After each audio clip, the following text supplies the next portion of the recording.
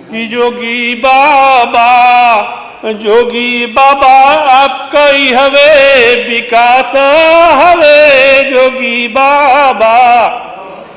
राम राज्य में 15 करोड़ जनता गरीब, 5 किलो राशन देके फोड़ा नसीब जोगी बाबा।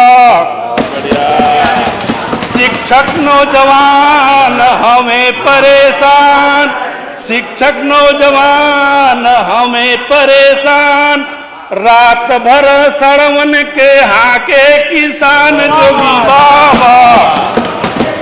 जो कोरोना पे बात हो रही है, लाखन गरीबवन के कोरोना लिहल लील, लासन से पट गईली गंगा कई मील जोगी बाबा। अब आइए कानून व्यवस्था पे। हाथरस की बिटिया को हाथरस की बिटिया को रात में जलाव, गोरखपुर के होटल में हत्या कराव, कानपुर के झोपड़ी पर बुलडोजर चलाव जोगी बाबा। जोगी बाबा कोई हवे विकास हवे जोगी बाबा। माननीय सदस्य एचएन सिंह जी। अधिष्ठाता महोदय, बहुत देर से दर पे आंखें लगी थी, ये आपकी सीट नहीं है, मगर आते आते बहुत देर कर दी। मान्यवर, आपने 2023-24 के बजट अनुमानों पर जो हमें अपने विचार रखने का अवसर प्रदान किया, उसके लिए मैं आपको दिल की गहराइयों से धन्यवाद ज्ञापित करता हूँ।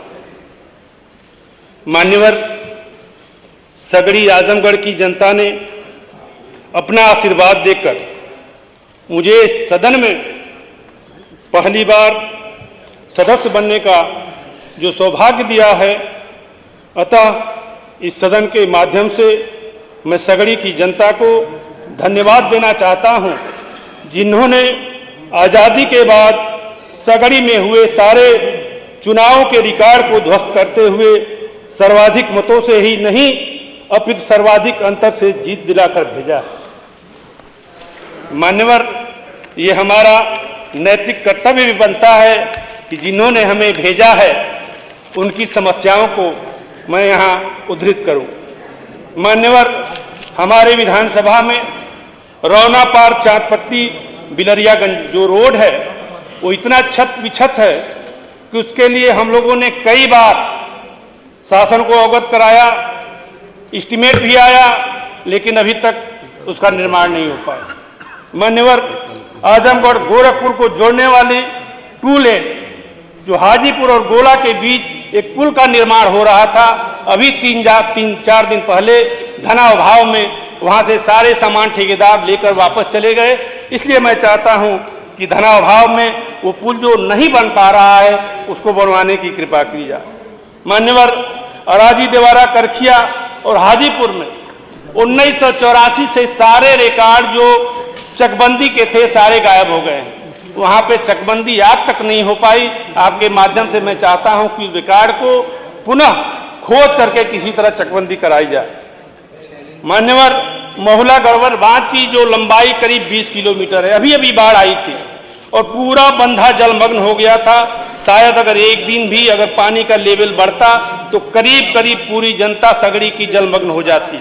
इसलिए उस बंधे पे जब बाढ़ आती है तो 7-8 जगह जो एक पुल का निर्माण होता है, लोग कहते हैं कि वो डूब क्षेत्र है। मैं उसके लिए पीडब्ल्यूडी में गया, सिंचाई विभाग में गया, वो लोग ये कह के टाल देते हैं कि वो डूब क्षेत्र में है इसलिए वहाँ पुल नहीं बन सकता।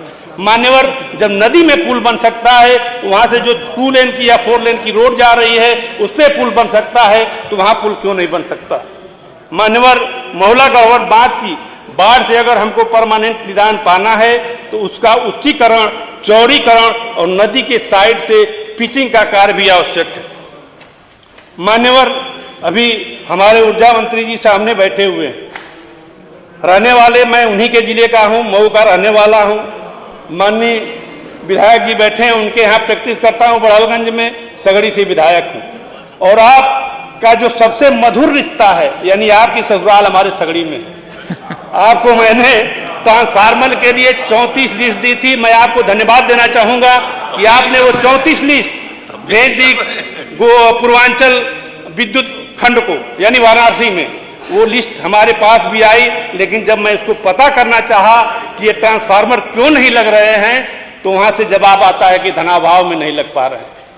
मान्यवर, मैं एक चीज और बताना चाहता हूं। 35 kVA का जो ट्रांसफार्मर अगर विद्युत विभाग लगाता है तो उसकी बिल आती है 2.25 लाख। अगर वही विधायक निधि से अगर आती है तो उसका एस्टिमेट आता है 6.25 लाख रुपए। ये इतना डिफरेंस क्यों है, मैं ये जानना चाहता हूं। मान्यवर, अभी एक बड़हलगंज में बहुत ही प्रतिष्ठित हॉस्पिटल है, जिसमें विद्युत मतलब 40 kVA का कनेक्शन है। उस कनेक्शन को काट दिया गया। कनेक्शन काटने की तिथि थी 5/1/23, लेकिन बिल आया था करीब 1,30,000।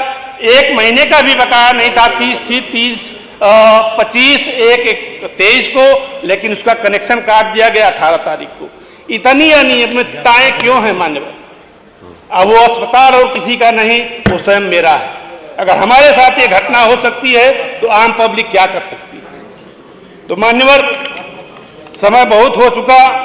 अभी मैं एक जो विकास कार्य पे इतनी चर्चाएं हो रही थी, उस पक्ष के लोग, सत्ता पक्ष के लोग माननीय योगी जी के विकास कार्य की चर्चा नहीं कर पा रहे थे। उसकी चर्चा मैं अपनी इस कविता से करना चाहता हूं कि जोगी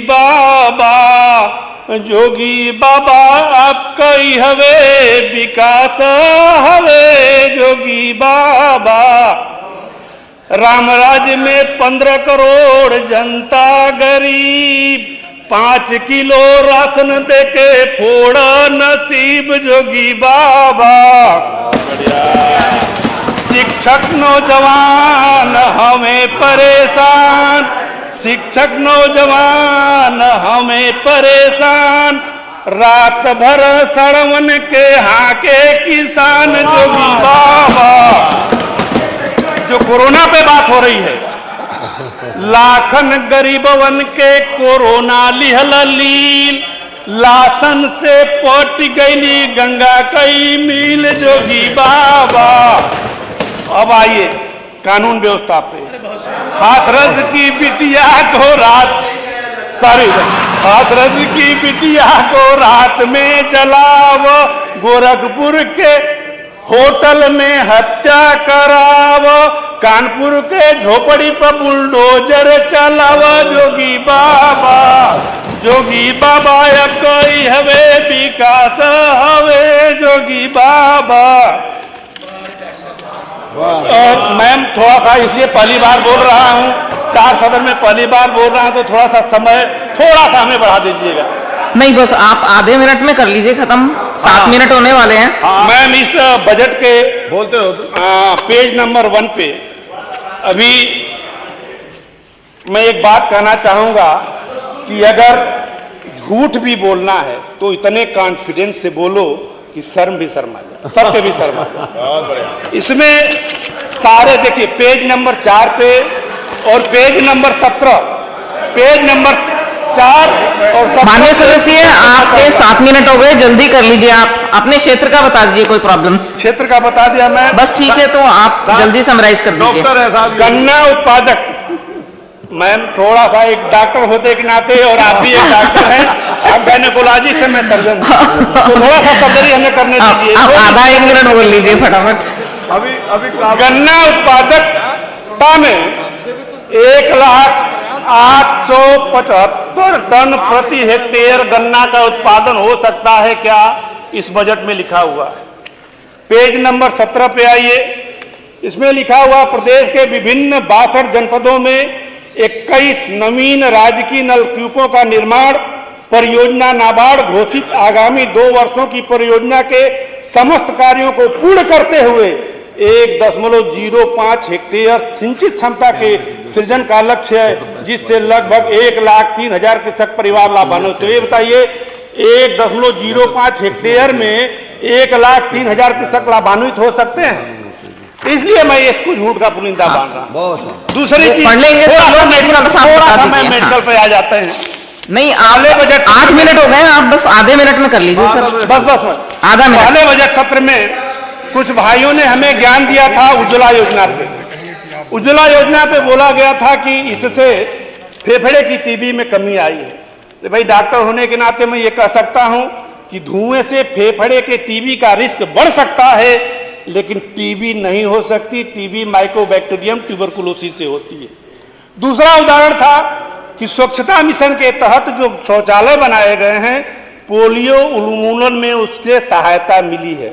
14 में सरकार आई, लेकिन मार्च 14 में ही WHO ने हमें सर्टिफिकेट दे दिया कि आप पोलियो उन्मूलन में 100% सही है, यानी पोलियो का उन्मूलन हो चुका है। तो कैसे भाई पोलियो का उन्मूलन में सहायता मिलेगी? माननीय सदस्य, ये वाले बजट पे चर्चा चल रही है, पिछले वाले पे नहीं। प्लीज ये वाले की चर्चा करके आप आधे से मिनट में आप खत्म कर दीजिए जी, बस। श्री हो बेचारे इतना अच्छा गाना गाया। माननीय सदस्य, बस जल्दी से कर दीजिए 15 सेकंड में प्लीज।